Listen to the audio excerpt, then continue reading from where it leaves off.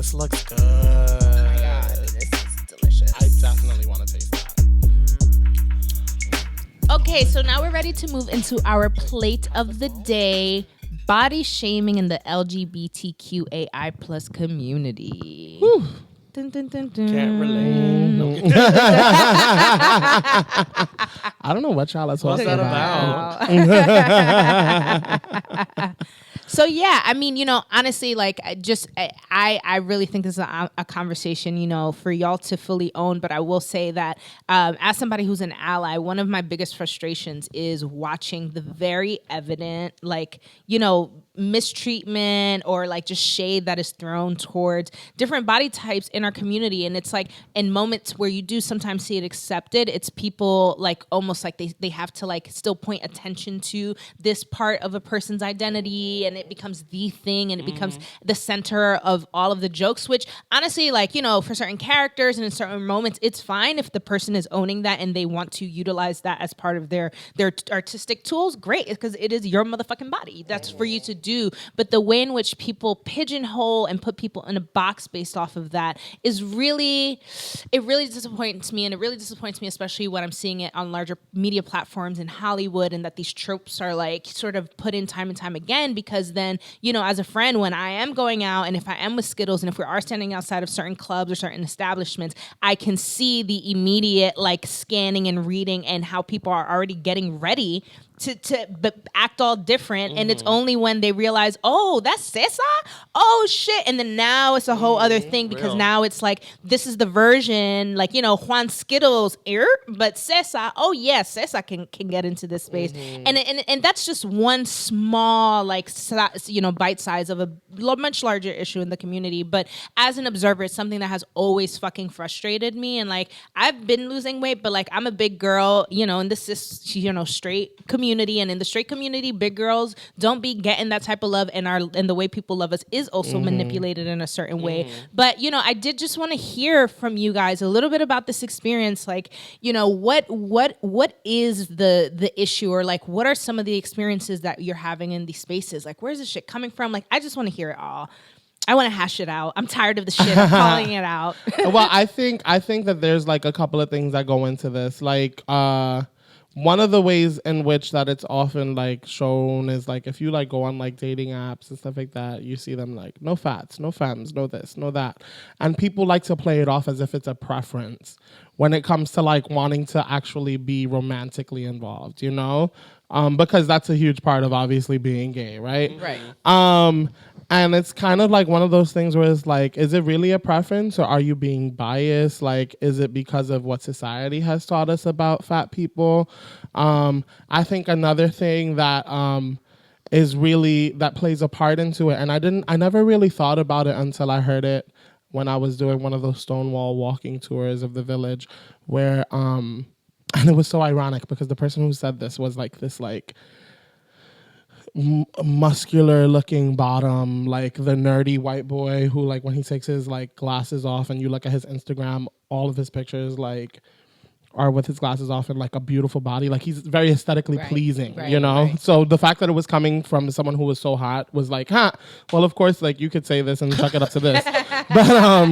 But what he said was actually really interesting. He said that when the AIDS epidemic was going on, because it was affiliated so much with the gay community, and because so many gay people were dying from AIDS, when you had AIDS, you would start looking like deathly ill, and you would lose a lot of weight and all this stuff, and you started looking like a zombie. And so to counteract that stigma, gay men started making themselves look like picturesque and like buff and this, and that's where that mentality started building up.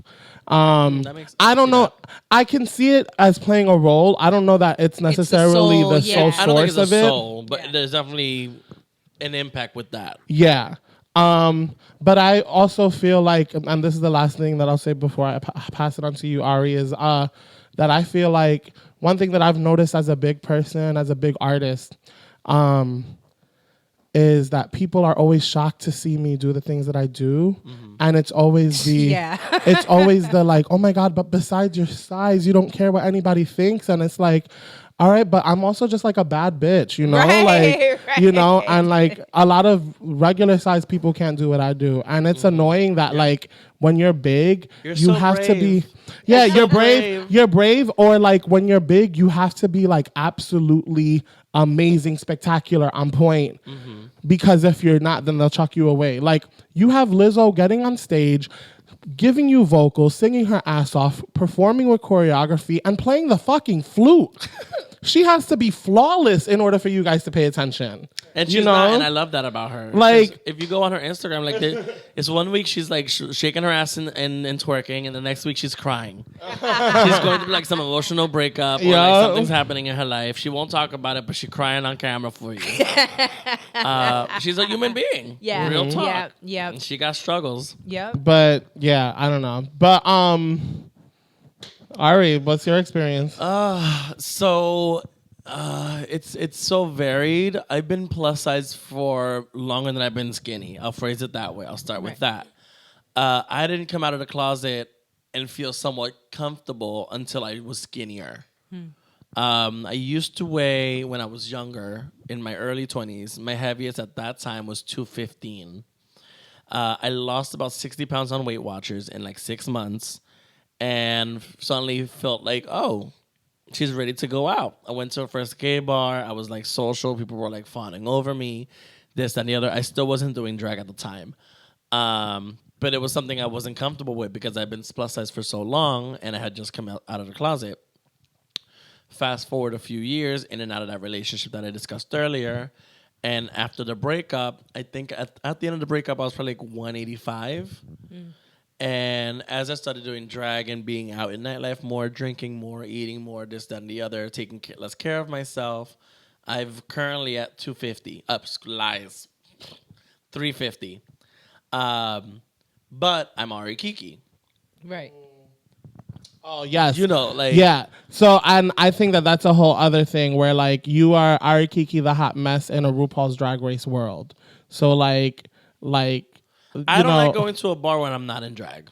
Very rarely will I... Like, if I go to the bar at... Like, if it's at the end of the gig, that's different. Right. But people are like, oh, why don't you come out? This, that, and the other. I'm like, because I'm not getting paid to be out. And the charm of dealing with the society when I'm not getting paid to deal with the society is not something I'm in the mood to deal with. Right.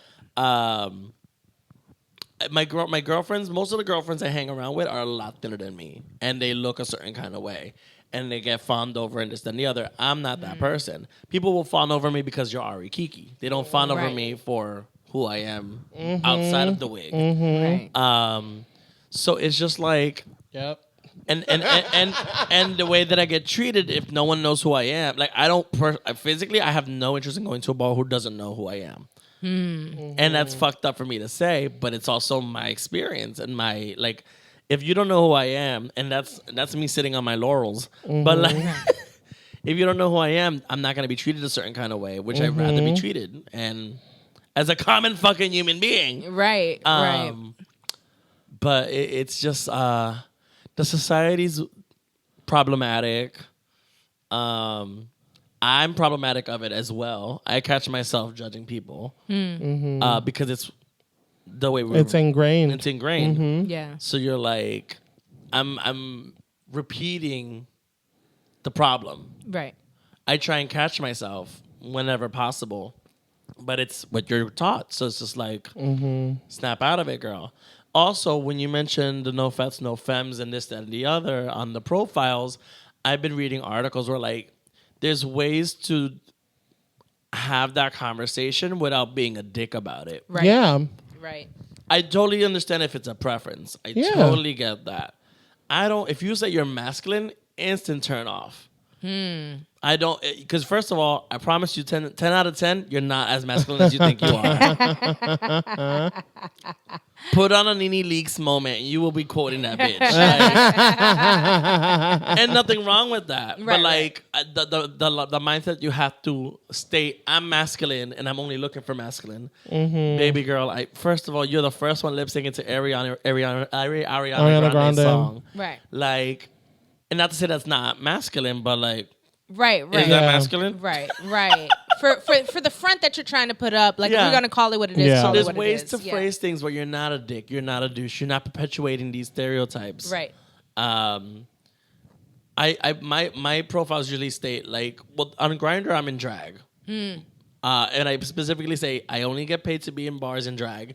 You're not gonna get this if you're talking to me. Right. I'm only on here to fuck around with people and not to actually fuck people. Right. On my other profiles, it's me usually saying I'm looking for someone to get to know, someone to spend time with, someone to socialize with. Wherever the conversation goes, if I choose to have the conversation, is a whole different story. Right. But there's way you don't have to be like, I don't want this, I don't want that. Yeah. Clean only, whatever that problematic statement is. Right.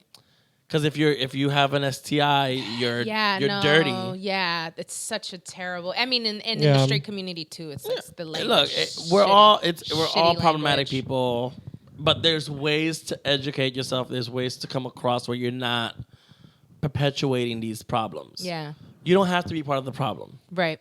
Right. Yeah. And do you find that like this like sort of like this culture has a feeding ground within the drag community? Like, is there a way in which size, and because when Skittles mentioned, he's like, oh, you're an Arikiki in a RuPaul's Drag Race world. What unpack that for me? What does that mean? Yeah, I feel like when I'm thinking about it, I'm thinking like you're Arikiki, you're a plus size, so you're already a plus size queen, and that's a thing. That's a category. You know, and then you are Arikiki the hot mess, so you're not like a pageant queen, you're not like a fish queen, you know, and RuPaul's Drag Race has kind of created this image that a drag queen is this certain type of queen when there are so many facets to drag and different like other things that go into being a drag queen. The thing with RuPaul's Drag Race, I love it for what it's done to the community, what it's provided for the community. Let me rephrase it that way. But a lot of people take it as like the golden rule. And that's where we run into a problem because RuPaul didn't create drag. Right. People need to remember she brought it into the mainstream. I'll give her all the kudos for that. I'll give her the snaps. Right. She fought to get to where she is, but she's not the gold standard. There's so many more options out there. There's more people who've worked harder and just haven't achieved that level of stardom or Yeah. choose not to have that level of stardom. Yeah. Jackie Beat, hilarious drag from Yes, California. Jackie Beat. Coco Peru, not what RuPaul is giving. Sherry Vine, Sherry Vine, yes, shout out to Joey Sherry Vine. Arias.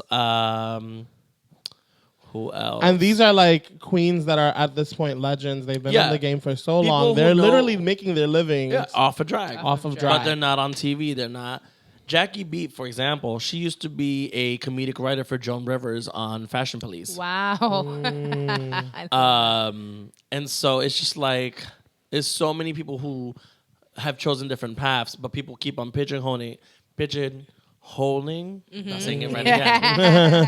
Pigeonhole. Hole. I'm using RuPaul as the basis, and that's not the basis. Yeah. I've been doing drag for 10 years. When I first started doing drag, I was skinnier, but the lopsided lips was there. The hairy chest was there. The hairy arms were there. People didn't know how to take it. And it was always been an uphill battle to get people to understand my drag and what I do. And it's been a process. I currently work at the bars that I work at, but it's because I've built myself up. I've worked with the people I've worked with. I've donated my time to do stuff. I do a lot of charity work here and there, benefits. I don't take myself seriously. I'm a man in a wig and heels occasionally. Yeah. Yeah. You're a clown in essence. I just choose to be more vocal and present about the fact that I'm actually a clown, whereas you are trying to pass for a female. And that's fine to you. That's what you want to do. That's not me. Right. I've gotten prettier, as people like to say, over the years, but I'm still sticking to the lip. I'm still sticking to the chest hair. It's just part of who I am. Right. And I feel like if I were to get rid of those things, I'd lose who I am as Arikiki. Yeah. No, that's important. And I feel like you need people who are not following the cookie cutter mold. Absolutely, and I think that was part of what I loved about the act that day. It was just that it was outrageous in like the best way. Like it was just you're just there having fun, and I think like seeing Skittles because like once upon a time like when Skittles when we were still developing Cesa as a character, like when we were like, oh, Cesa has a life outside of shit Spanish girls say, and then I remember the moment of like. Drag, like, is this, and then Skittles, and I think even in college there was like a drag. Was that your first like drag show that you had done? Yeah. Talk a little bit about that moment in of college. like stepping into. I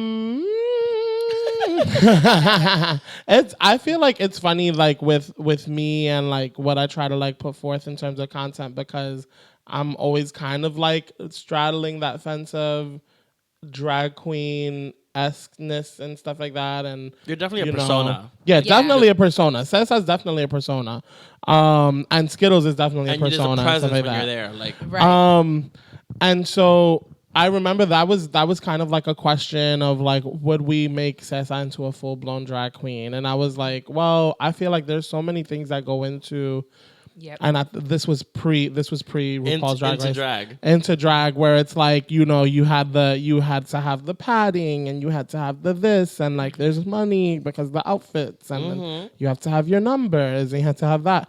And I was just on my like, I don't really see myself. I don't really see myself doing all that. Right. Yep. And so I guess like I'm always open to saying that Cesa is my drag persona, like because she's a Latina girl who I'm impersonating, whose personality is like kind of the caricature of what being a Latina is.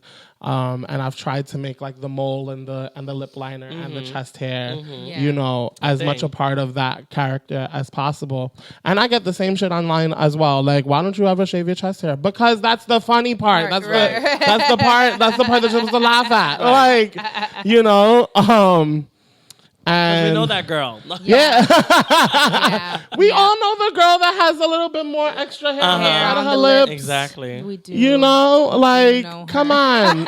Women grow hair too. Yeah, so but I don't know. I feel like I've never really been wanting to like claim that Right. being a drag queen, because like I said, even now with like RuPaul's Drag Race creating like this like hot commodity of what being a drag queen should Right. be, I've never really wanted to claim it, but then at the same time I would love for Cesa to have a live show and like do Right. that in live, which would essentially be doing drag. So who knows? Like I'm always straddling the Or fence. is it the and persona, right? It's like Yeah. the character. It's you still know? either way, whether it's you're in quote unquote drag or not. I mean, one thing I will say from RuPaul, she has this line that says, "You're born naked and the rest is drag." Like she's not wrong on that one. Yeah. You're putting on facade up, Everywhere. you're putting a wall up, or whatever it is you're putting on.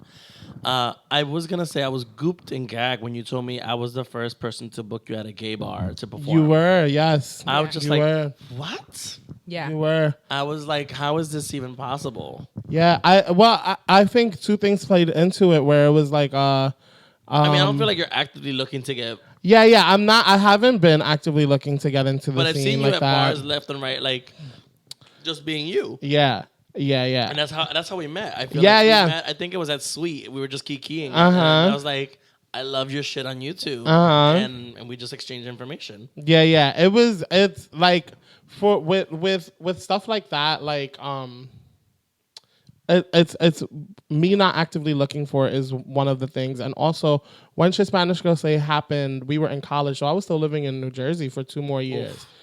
So Yeah, I wasn't right. even Oof. I wasn't work even in Jersey part during of like day, the but, the nightlife, the scene. So it wasn't really until later, and like I said, at that point, I had already decided that wasn't something that I was trying to like really invest in. But anybody watching and anybody listening, I'm always down to hop on a mic and on a stage. Like, no, for sure. And are there any inequalities though that you find in terms of like, all right, so we've accepted, that we're in this drag space and there's different characters, but like, do you find like even in the business of like booking gigs and doing things that you have a harder time than other queens? There's certain neighborhoods I purposely don't bother trying to be active in. You won't find me in Hell's Kitchen because that's just not my tea.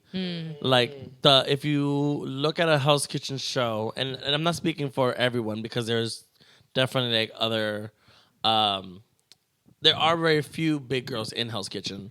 Just to name the only two that come to mind right off the bat are Jasmine Rice LaBeija Yes, and Britta Jasmine. Filter.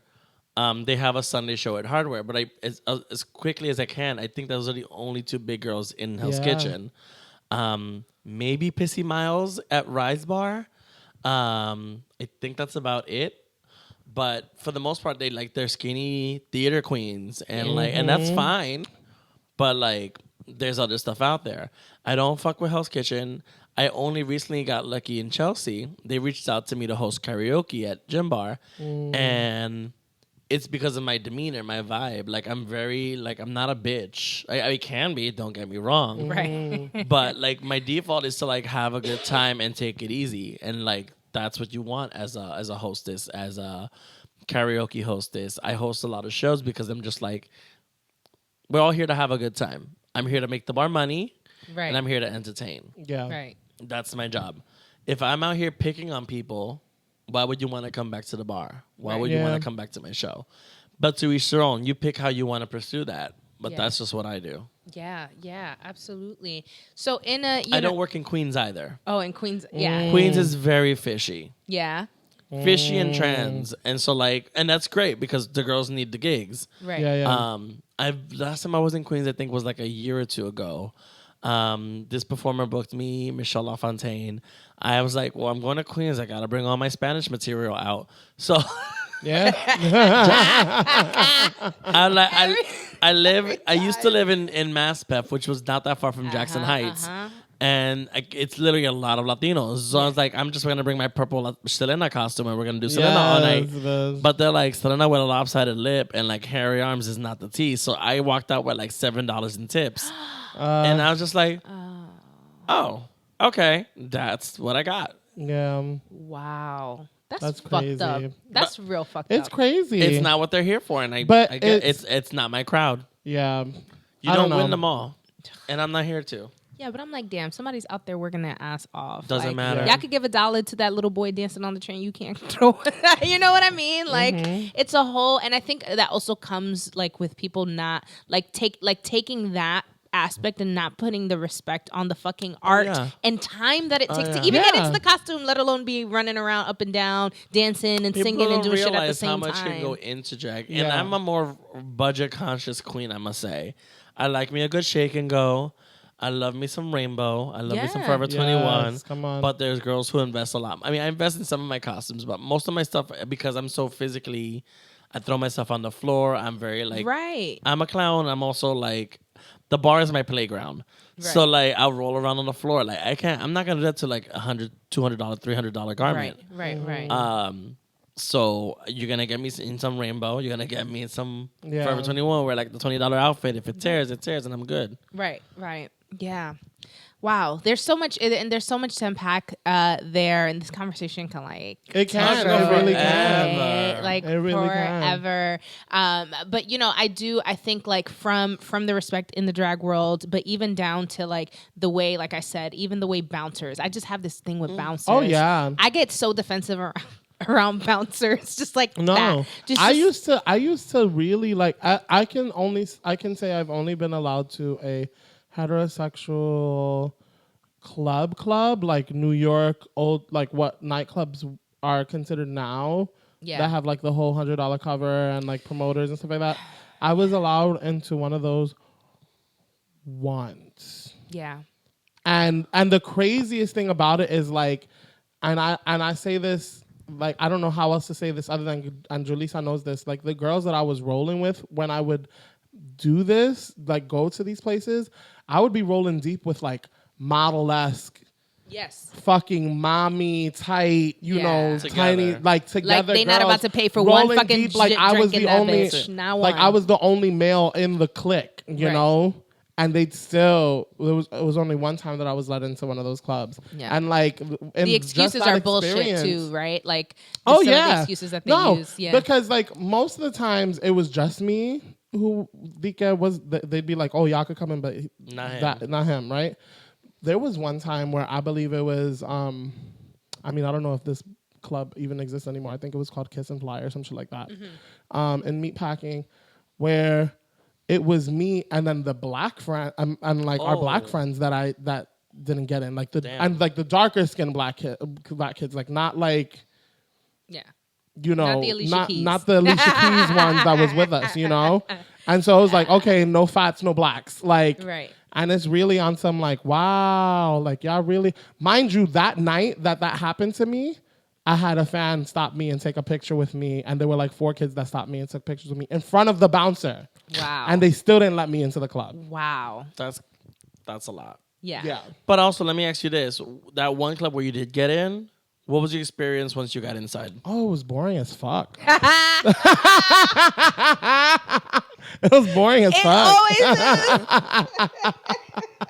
Because everybody's standing around trying to look cute. Right. Yep. That's not what I Nobody's signed up for. dancing. No. Nobody's really I'm drinking. trying to Like be y'all got sweating that bottle looking service that crazy. they charged you $500 for, A $20 but it's really a bottle. $20 bottle, and it only serves you one drink because you're splitting it with 12 With mad people. It's shenanigans. Yeah. Shenanigans. Ridiculous. So if you had a piece of advice for anybody who is like, you know, even in our age group, not even just the young ones out here who are like, you know, trying out drag, like people who are in their late 20s, damn near 30s, and are like, yo, like, you know what? I'm in the phase of my life. I want to start doing some drag because I always have wanted to and just haven't because I feel like I'm going to be shamed in my community. What's your advice to those queens? Do you figure yourself out? Look up YouTube videos for makeup and figure out what kind of face you want to have. You will think you look fishy as fuck your first time. You will look like trash. But it's fine. It's all a learning process. Do not buy the heels from Rainbow. They are not your friend. Invest in something that will actually support your foot. You will walk funny the first few times. Bring a pair of flats with you. That was a lesson I had to learn the hard way. Bring flats with you because at the end of the night you will not be wanting to walk around those heels anymore. Yeah. Me and Vicky, when we used to go out, we used to go to the Ritz on a regular basis. Oh, the Ritz. We used to go every Tuesday. There was a show called Saliva. Saliva Tuesday. Yes. Actually, you know what's funny? I don't know if I saw you there, but I wasn't a regular, but I was like, Vicky tried to bring me a regular there, and I was like, I don't like this scene, and then I realized this scene is totally my scene. I had only went once, but the one time that I went was with her name wasn't Monet Exchange at the time, but was with Monet Exchange. Kevin and Bob the Drag Queen had performed that night. Thor J. Thor was hosting, and all these bitches ended up on Drag Race later on. Real. But yeah, it was fun. It was such a fun when night. Monet and Jasmine were like roomies or something like that. Yes. Jasmine was there too. Yeah. Jasmine wasn't her name at the time either, I don't think. No, it was. It's crazy how y'all like be changing your names. I think it's so cool. Oh, you said you weren't going to talk about them. No, her name was Marble, but I wasn't in the scene at the time. I was just doing like a drag competition here and there. Okay. But Ari Kiki's been around the longest. I think Jasmine's name back then was Kimchi Shamulan. They were trying to call her Chinky Crash Car, and I thought it was a funny, fucking hilarious name. Problematic as fuck. But I was like, this is legend. And then she ended up changing her name to Jasmine Rice, and then eventually Jasmine Rice of Asia. Yeah. But yeah, I used to go to Saliva, and me and Vicky would be like in my Charlotte Russe knee-high boots, like kikiing, running around all of Hell's Kitchen. And then at the end of the night, this was before Uber and Lyfts. So then I'd have to like hobble to the A train. Oh my God. And like, girl, I'm gonna crash at your house because I can't do this. Like, wow. Yeah, but that's the hard work and sacrifice nobody knows about and thinks about. Yeah. pack a flat, pack a sandal, put some sneakers in your bag, a nice pair of Converse, whatever you need. But like, if you come to one of my gigs, I almost always have a backpack. And literally, it's all my drag that I need for the night, and then I throw all my boy clothes in there when I'm out of because I travel to the gig in sweats, and sneakers, right? Maybe a turban if you're lucky. Like the wig stays in the bag until I need to take her out. Yeah, absolutely. That's awesome. I'm not getting paid to travel. I'm getting paid to perform at the stage. That's right. You gotta if you really want to see Ari Kiki, you gotta wait until you in there. You pay the fee, and then you gonna get the show. Correct. I love it. All right. So Ari, any shout outs? Where can we find you? I'm a very busy lady. But you can find me every Friday at Gym Sports Bar on 8th Avenue. I host karaoke down in the basement. And starting February 28th, I'll be hosting Drag Race before that. Every second Saturday of the month, you can catch me at Stonewall Inn for a Riot, which I host every month. We raise money at the door for charity. And then any money the girls make on stage, they split between themselves. I'm there from 11 to like end of the night. Every first, third, and fourth Saturday of the month, I'm at Phoenix Bar for a party called Rampage with myself, Alana McGriddles, Novazar, and DJ T-Boy.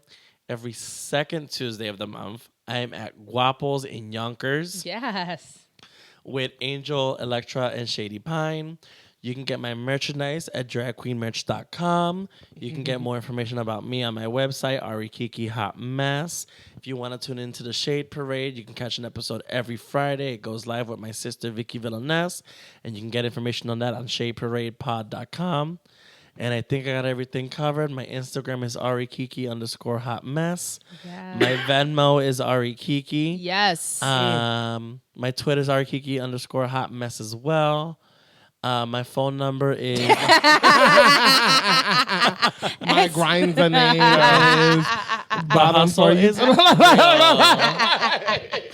And you can find us at Ladies Who Bronche on Instagram and Facebook, at Ladies Bronche on Twitter, and on all the podcast shit y'all listen to. Thank you so much for being with us today. Thank y'all for tuning in. And until next time, Bronche.